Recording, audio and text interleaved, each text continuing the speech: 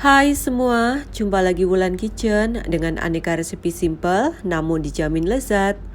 Kali ini Wulan Kitchen akan membagikan resep cara membuat bubur sumsum yang tetap lembut walau disimpan di kulkas untuk beberapa hari. Cocok juga untuk menu berbuka puasa, karena kita disarankan untuk berbuka dengan yang manis-manis kan?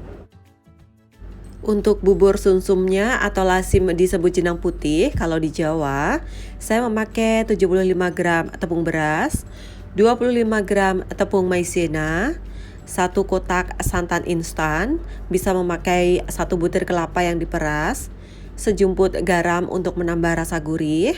Sementara sebagai varian saya akan menambahkan dengan sagu mutiara, bisa diganti dengan agar-agar atau bahan lain ya, sesuai selera dan gunakan apa saja yang ada di dapur saat ini. Tidak lupa, kita nanti akan buat pemanisnya atau juruhnya dengan memasak gula merah.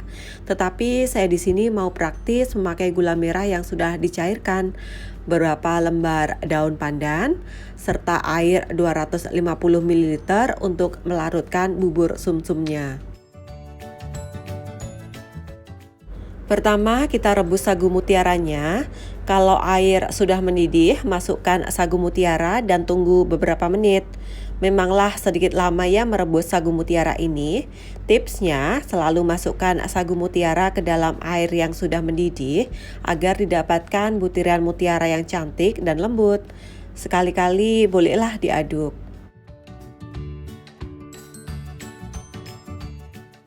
Kalau sudah matang, tandanya adalah kalau di dalam butiran sagu mutiara tadi sudah tidak ada warna putih, segera tiriskan dan redam ke dalam air dingin atau air es untuk menghentikan proses pemasakannya. Jadi, sagu mutiara tidak lembek dan benyek. Setelah dingin, baru ditiriskan. Untuk membuat air gula atau juruhnya, sisir gula merah, banyaknya menyesuaikan ya. Kalaupun tidak habis, bisa disimpan untuk beberapa hari kemudian. Ini saya lagi ada stok gula merah cair, tetapi akan saya panaskan lagi dengan sedikit air dan menambahkan dengan daun pandan. Di dalam panci tuang sedikit air, masukkan gula merah yang sudah disisir tadi bersama dengan daun pandan yang sudah disimpulkan untuk tambahan aroma wangi. Masak dengan api kecil sehingga mendidih dan keluar gelembung-gelembung kecil. Saya suka juruhnya ini sedikit pekat ya, jadi kayak gulali gitu. Sisihkan terlebih dahulu.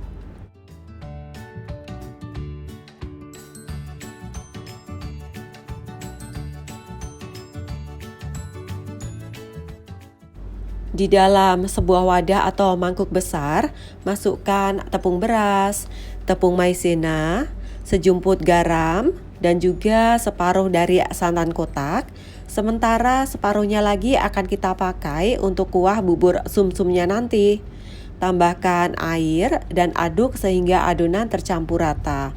Bisa gunakan whisk atau sendok.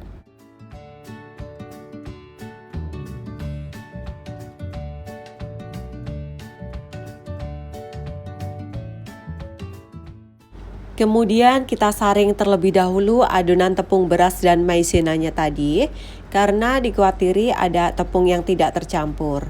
Tambahkan daun pandan yang sudah disimpul, masak dengan api kecil sambil terus diaduk. Nah, sebentar saja sudah mulai menggumpalkan adonannya. Bubur sumsum ini tidak dapat ditinggal ya memasaknya. Semenit saja pasti akan menggumpal dan hangus di dasar kuali. Karena kita tambahkan tepung maizena, jadi bubur ini akan senantiasa lembut walau sudah dingin dan keesokan harinya masih dapat dimakan. Tetapi simpan di dalam kulkas ya.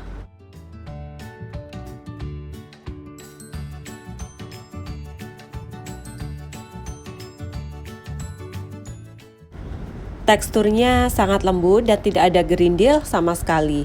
Benar-benar sempurna. Segera matikan api jikalau adonan sudah terbentuk seperti ini. Tandanya sudah agak berat diaduknya.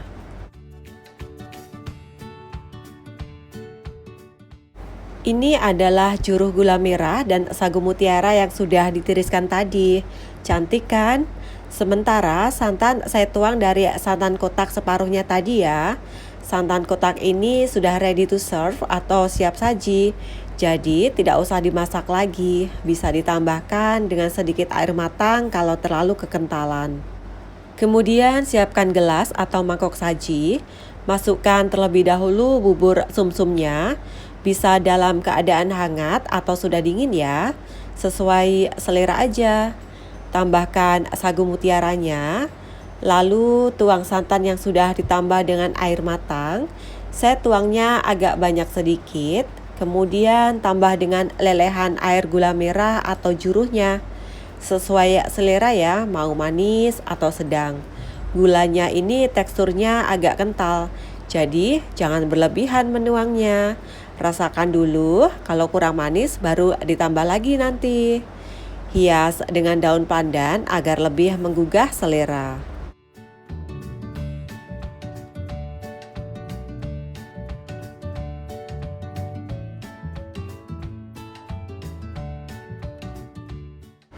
Nah, lembut sekali kan teksturnya. Sisanya saya simpan di kulkas, bisa dimakan keesokan harinya. Selamat mencoba dan sampai jumpa di resepi Wulan Kitchen selanjutnya. Bye-bye.